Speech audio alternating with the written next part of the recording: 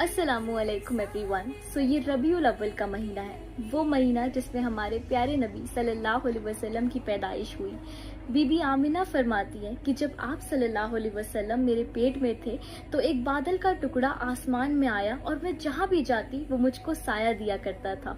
और जब मैं बकरियां चराने जाती तो बकरियां मेरे पीछे पीछे चला करती थी। और जब मैं कुएं से पानी निकालने जाती थी तो पानी खुद ब खुद ऊपर आ जाया करता था और मुझे पानी निकालने में आसानी हुआ करती थी। और जब मैं रात को सोती तो खूबसूरत हूरें मुझे पंखे से हवा दिया करती थी।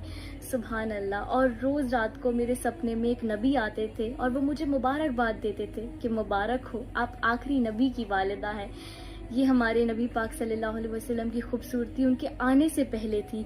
और देखें, अगर हम हमारे नबी पाक सल्लल्लाहु अलैहि वसल्लम से मोहब्बत करते हैं तो ये फ़र्ज़ बनता है हमारा कि हम अपनी ज़िंदगी हमारे नबी के तरीके से गुजारें। और अगर हम चाहते हैं अल्लाह हमसे मोहब्बत करे तो हमें उसके महबूब से तो मोहब्बत करनी होगी।